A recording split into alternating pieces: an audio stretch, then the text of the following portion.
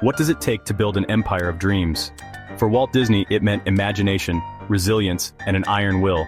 He is an icon, a legend, a man who built an empire on fairy tales and dreams. But behind the magic, behind the mouse ears and the theme park smiles, lies a more complex figure. Walt Disney was a man of contradictions, a visionary driven by an unrelenting ambition, a creative genius with a ruthless streak. Born in the heartland of America, Walt's journey was anything but a fairy tale. He faced hardship, betrayal, and crushing failure. Yet, he rose from the ashes, fueled by an unyielding belief in himself and his dreams. He revolutionized animation, built an entertainment empire, and left an indelible mark on the world. But his success came at a cost. Walt's relentless pursuit of his vision often left a trail of broken relationships and disillusioned collaborators in its wake. He demanded perfection, pushed his team to their limits, and fought fiercely to protect his creations. Was he a visionary genius or a ruthless tyrant? A benevolent storyteller or a shrewd businessman? The truth, as with most things, lies somewhere in between. This is the story of Walt Disney, the man behind the magic, the ambition, and the price of dreams.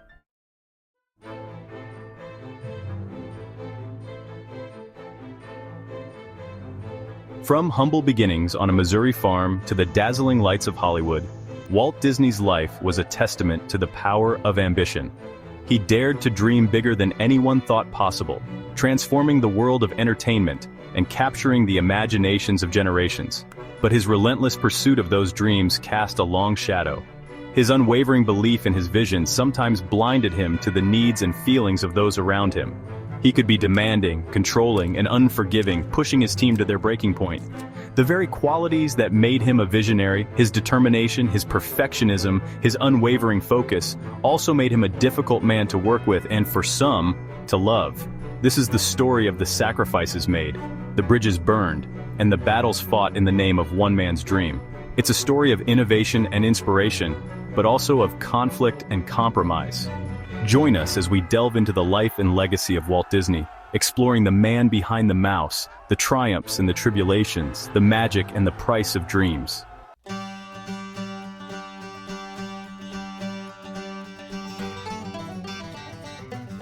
Walt Disney's early life was a study in contrasts.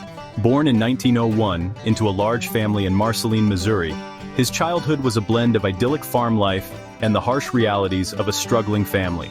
His father, Elias, was a stern and often distant figure, a strict disciplinarian who believed in hard work and practicality. His mother, Flora, provided a stark contrast, a warm and encouraging presence who fostered Walt's burgeoning creativity. Even as a young boy, Walt displayed a natural talent for drawing. He would spend hours sketching, using whatever scraps of paper he could find to capture the world around him. The family farm, with its animals and wide-open spaces, provided endless inspiration. His early drawings, often whimsical interpretations of farm life, hinted at the boundless imagination that would one day captivate the world. But life on the farm was not all idyllic. Elias Disney struggled to make ends meet, and the family moved frequently, chasing the promise of a better life. In 1911, they left the farm in Marceline for the bustling city of Kansas City. For young Walt, the move marked a dramatic shift from the familiar comforts of rural life to the unknown challenges of urban living. The city, with its crowded streets and cacophony of sounds, was a far cry from the peace and quiet of the farm. Walt, accustomed to the freedom of the countryside, found himself confined to the city's limits. Yet, amidst the challenges, his passion for drawing never wavered. It became his refuge, a way to escape the harsh realities of his new surroundings and retreat into a world of his own creation.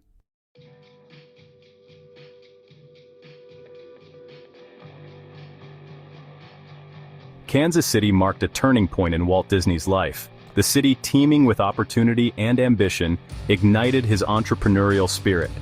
He took on odd jobs to help support his family, delivering newspapers and selling snacks at the train station. Despite the long hours and demanding work, his passion for art continued to burn bright. He enrolled in night classes at the Kansas City Art Institute, eager to hone his skills and turn his passion into a profession. It was during this time that he discovered the magic of animation, captivated by the moving images flickering across the silver screen. He was particularly drawn to the work of early animation pioneers like Winsor McCay and the Pat Sullivan Studio, their creations sparking a fire in his imagination. Fueled by this newfound passion, Walt took his first, tentative steps into the world of animation. He created short cartoons for local businesses, often drawing late into the night after finishing his other jobs. His work, though rough around the edges, displayed a raw talent and a unique ability to breathe life into his drawings. In 1920, at the age of 19, Walt took a leap of faith. He convinced a local Kansas City theater to showcase his cartoons, creating a series of short animated films based on fairy tales and popular stories. The Laugh-O-Grams, as they were called, were an instant hit, delighting audiences with their humor and charm. Walt, it seemed, had finally found his calling, but his early success would be short-lived, a prelude to a devastating setback that would test his resilience and reshape his destiny.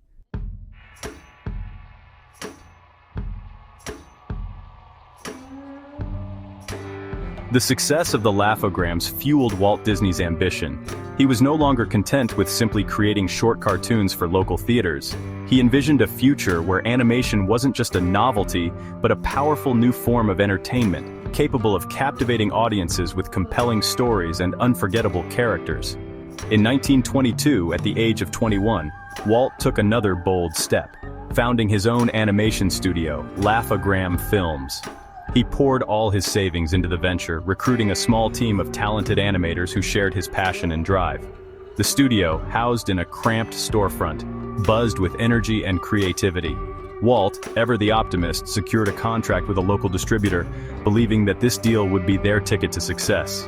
He pushed his team hard, working long hours and pouring every ounce of his energy into creating a series of ambitious new cartoons. The pressure was immense, but Walt, fueled by his dreams, remained undeterred. However, fate, it seemed, had other plans. The distributor unexpectedly went bankrupt, leaving Walt and his team with a mountain of debt and a string of unfulfilled promises. The financial blow was devastating. Laugh-O-Gram Films, once brimming with hope and promise, was forced to close its doors. Walt had poured his heart and soul into the studio, sacrificing everything for his dream. Now, facing financial ruin and the bitter sting of failure, he was forced to confront the possibility that his dreams might be out of reach. The collapse of Laugh-O-Gram Films was a crushing blow for Walt Disney. He had poured everything he had into the studio, only to see his dreams crumble. Bankrupt and disillusioned, he could have given up. But Walt was not one to be deterred by failure. He possessed a rare breed of resilience.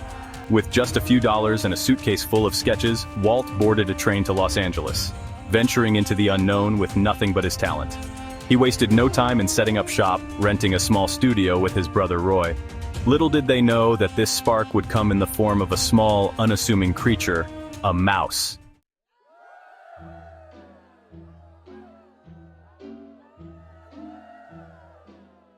Walt and Roy Disney, newly arrived in Hollywood, quickly established themselves in the animation industry.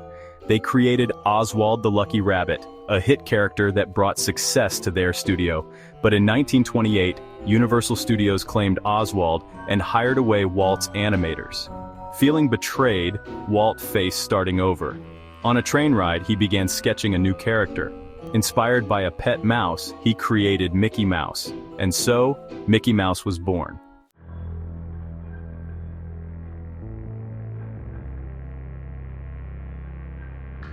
The birth of Mickey Mouse marked a turning point in Walt Disney's career.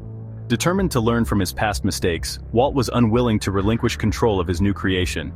He understood that Mickey's success hinged not only on the character's appeal, but also on his ability to innovate and push the boundaries of animation. At the time, most cartoons were silent, but Walt, ever the visionary, saw an opportunity to synchronize sound with animation, creating a more immersive and captivating experience for audiences. In 1928, Walt poured all his resources into creating Steamboat Willie, Mickey Mouse's debut film. The short, a lighthearted tale of Mickey's adventures as a steamboat captain, was groundbreaking in its use of synchronized sound effects and music. Walt himself provided the voices for Mickey and Minnie Mouse, adding a personal touch to the characters that resonated with audiences. The premiere of Steamboat Willie at the Colony Theater in New York City on November 18, 1928, was a watershed moment in animation history. Audiences were captivated by the film's charm, humor, and technological innovation. Mickey Mouse, with his infectious laugh and boundless energy, became an overnight sensation, propelling Walt Disney to new heights of fame and success. Steamboat Willie was not just a successful cartoon, it was a cultural phenomenon. Mickey Mouse quickly became a global icon, his image appearing on merchandise, in newspapers, and on products of all kinds. Walt had tapped into something special, creating a character that transcended cultural boundaries and spoke to the child in everyone. But for Walt, Mickey's success was just the beginning. He had even bigger dreams, grander visions that would push the boundaries of animation and solidify his place as a true pioneer of entertainment. By the mid-1930s, Walt Disney Studios was a well-oiled machine, churning out Mickey Mouse cartoons and silly symphonies. Mickey had become a global icon, synonymous with laughter and innocence. But Walt felt a nagging dissatisfaction. He envisioned a full-length animated feature film. The idea was met with awe and apprehension. Feature films were the domain of live action, not animation. Even Roy Disney expressed concern over the financial risks. The Hollywood establishment scoffed, calling it Disney's Folly. But Walt, fueled by belief in his vision, pressed on, determined to prove the doubters wrong.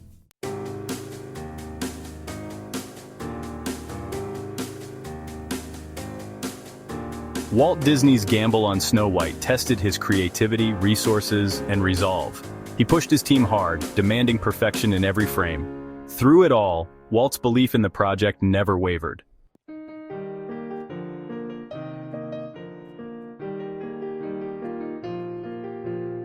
On December 21st, 1937, Snow White premiered, captivating audiences.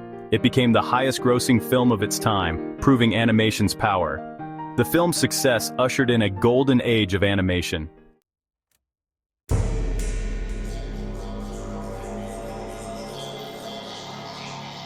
Success brought new pressures and a darker side to Walt's ambition. Walt became increasingly controlling, pushing employees to their limits. The studio transformed into a pressure cooker of stress and resentment.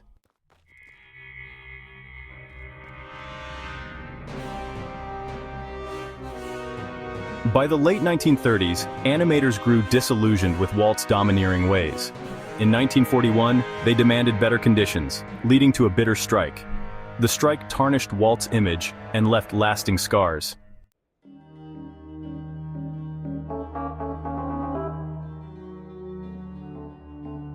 Post-strike, Disney Studios became autocratic, with Walt demanding loyalty. Creativity was stifled, and dissent met with retribution.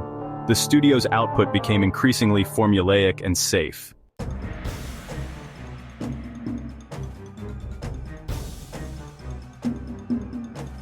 The 1941 strike exposed deep resentment among Disney employees. Walt's controlling nature stifled creativity, creating a climate of fear. The battle for the soul of Disney Studios was far from over.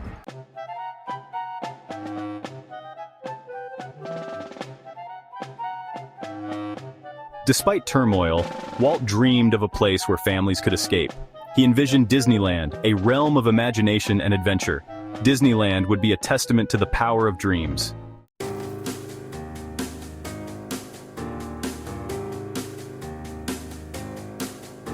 Transforming Disneyland from idea to reality required determination.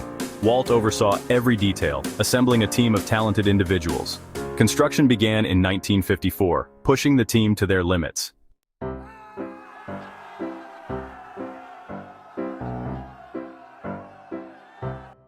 Disneyland opened on July 17, 1955, despite challenges. The public flocked to experience Walt's magical creation.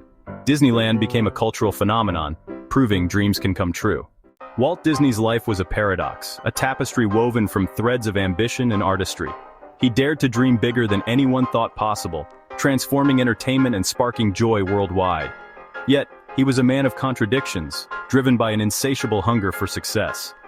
Inspiring loyalty, he pushed his team to their limits, expecting perfection. The 1941 animator's strike revealed his ruthless pursuit of control. Despite controversies, his impact on popular culture is undeniable. Walt Disney's legacy is a complex blend of light and shadow. Even in death, Walt Disney's presence looms large. His name has become synonymous with a particular brand of magic, a blend of nostalgia, sentimentality, and escapism. The empire he built has expanded far beyond his wildest imaginings, encompassing animation, theme parks, films, and streaming services. But perhaps Walt Disney's most enduring legacy is the dreams he inspired. He taught us that anything is possible if you dare to dream big enough. His stories continue to resonate with audiences of all ages, reminding us of the importance of family, the power of love, and the enduring triumph of good over evil. The world is a more magical place because Walt Disney dared to dream. Thank you for watching Pioneers of Profit. Don't forget to like, comment, and subscribe for more stories of the legends who turned dreams into reality.